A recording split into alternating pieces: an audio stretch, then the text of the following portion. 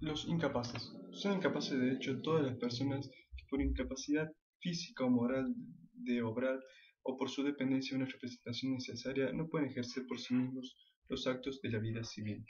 Es subsanable a través de un representante y su fin es proteger al incapaz. Puede ser absoluta o relativa. Incapaces absolutos. Tienen incapacidad absoluta. Las personas por nacer, los menores impúberes, los dementes declarados y los sordomudos que no pueden darse a entender por escrito. Todos los actos jurídicos otorgados por personas absolutamente incapaces son nulos. Las personas por nacer. Son personas por nacer las que no habiendo nacido están concebidas en el seno materno. Desde la concepción en el seno materno comienza la existencia de la persona, y antes de su nacimiento ya pueden adquirir derechos como si ya hubieran nacido. Estos derechos quedan irrevocablemente adquiridos si los concebidos en el seno materno nacieron con vida, aunque sea durante un instante luego de ser separados de la madre. Esta personalidad que el ser humano adquiere durante su concepción es una personalidad precaria, que queda irrevocablemente adquirida luego del nacimiento con vida. Si muriera en el acto del parto, se considerará como si jamás hubiera existido. Las personas por nacer solo tienen capacidad para adquirir bienes a través de herencia o donación. Requisitos indispensables para la adquisición de bienes: que la persona exista, es decir, que se encuentre concebida en el momento del fallecimiento de cuya persona se trate la sucesión o en el momento de realizarse la donación, que posteriormente nazca con vida o que viva aunque sea un instante luego del nacimiento. En el caso de la donación, que es un contrato, necesita de la aprobación. En este caso, esa manifestación de voluntad es realizada por los representantes de la persona por nacer. En los casos de duda de si hubiese nacido con vida o no, se presume que nace con vida, correspondiendo la prueba al que alegare lo contrario. Los menores impúberes. Son menores todas las personas que no hubieran cumplido la edad de 18 años, y son menores impúberes todos los que no hubieran cumplido la edad de 14 años. Conforme nos disponen los artículos 54 y 56 del Código Civil, al ser menores impúberes, al ser los menores impúberes absolutamente incapaces, solo pueden adquirir derechos o contraer obligaciones a través de sus representantes, que la ley le asigna, que en este caso son los padres o los tutores del menor. Los dementes. Se declaran incapaces por demencia todas las personas que por causa de enfermedades mentales no tengan aptitud para... Se declaran incapaces por demencia las personas que por causa de enfermedades mentales no tengan aptitud para dirigir su persona o administrar sus bienes. Solo son absolutamente incapaces los declarados tales tales por sentencia judicial que haya ordenado la interdicción civil, es decir, la incapacidad absoluta, y mientras una nueva sentencia no lo rehabilite y restituya al pleno goce de sus derechos civiles. Solo pueden adquirir derechos o contraer obligaciones por medio de un representante, que en este caso se llama curador.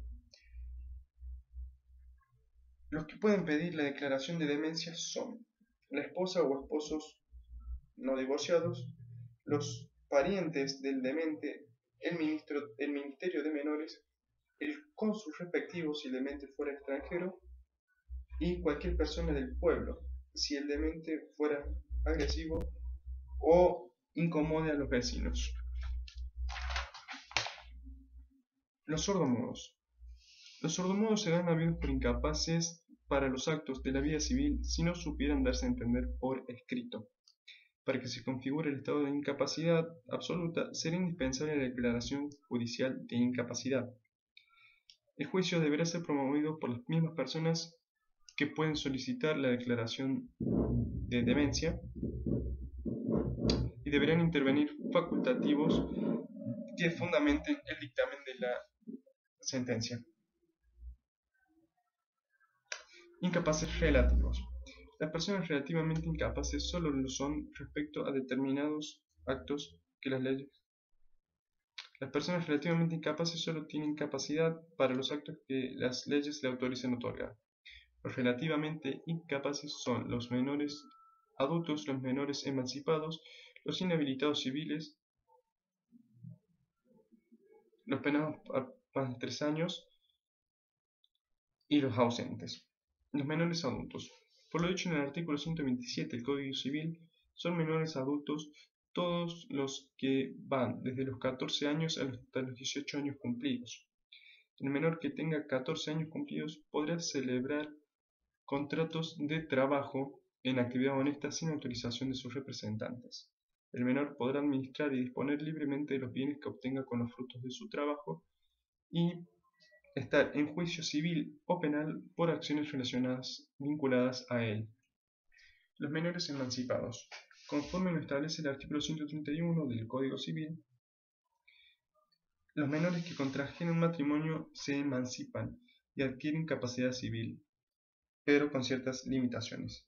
Los menores que hubieran cumplido 16 años podrán emanciparse por habilitación de edad mediante decisión de quien ejerza sobre ellos la patria potestad o por un juez si se trata de un menor con tutela, bajo tutela. La emancipación por habilitación de edad es revocable, mientras que la que es por matrimonio es irrevocable. Los emancipados adquieren capacidad de administración y disposición de sus bienes, pero respecto de los bienes adquiridos a títulos gratuitos solo poseen la administración. Para disponer de ellos necesitan de una autorización judicial, salvo que mediara acuerdo entre los cónyuges y uno de ellos fuera mayor de edad. Los inhabilitados podrán inhabilitarse judicialmente a quienes por embriaguez habitual o el uso de estupefacientes estén expuestos a otorgar actos jurídicos perjudiciales para su persona o patrimonio. A los disminuidos en sus facultades. Cuando el juez estime que por el goce pleno de su capacidad puedan resultar dañados su persona o patrimonio. A quienes por la prodigalidad de sus actos prodigalidad en sus actos de administración y disposición de sus bienes expongan a su familia a la pérdida del patrimonio. Esta inhabilitación solo procederá en el caso de que la persona tenga cónyuges ascendientes o descendientes y hubiera dilapidado una parte importante de su patrimonio, y solo podrá ser pedido por cónyuges ascendientes o descendientes. Se nombra un curador al inhabilitado, sin cuya conformidad no podrá disponer de sus bienes por actos entre vivos. Los inhabilitados podrán otorgar por sí solos actos de administración siempre que no estuvieran limitados por la declaración de inhabilidad correspondiendo según el caso. Los condenados a prisión por más de 3 años. El artículo 12 del Código Penal dice que todo aquel que haya sido condenado a prisión o exclusión por más de 3 años, además de la inhabilitación absoluta, queda privado del ejercicio de la patria potestad, de la libre administración de sus bienes y de su disposición por actos entre vivos, y al mismo tiempo queda sometido al régimen de la curatela. Si bien el texto dice inhabilitación absoluta, se entiende que el condenado puede realizar todos los actos que no le están expresamente prohibidos, por lo que en realidad se trata de una incapacidad relativa. Cuando recobra su libertad, recobra su capacidad. Los ausentes. Los ausentes pueden ser de simple ausencia o simples ausentes o ausentes con presunción de fallecimiento. Simples ausentes son las personas que no comparecen ante los juicios en los que están interesados, dejando abandonado su patrimonio y además que se desconozca el domicilio de los mismos, pero sin duda de que esa persona se encuentra viva. Cuando una persona hubiese desaparecido del lugar de su domicilio o residencia, sin que de ella se tengan noticias y sin haber dejado un apoderado, el juez podrá, a instancia de parte interesada, designar un curador a sus bienes en el caso de que su cuidado así lo exigiera. La declaración judicial de ausencia y el nombramiento del curador La declaración judicial de ausencia y el nombramiento del curador podrá ser solicitado por el Ministerio Público y por toda persona que posea un interés legítimo sobre el patrimonio del ausente. La curatela de los bienes terminará en el caso de la presentación del ausente, ya sea en persona o por un apoderado, por la muerte del mismo o por su fallecimiento presunto declarado judicialmente. Ausentes con presunción de fallecimiento. Son las personas que se encuentran ausentes desde hace algunos años y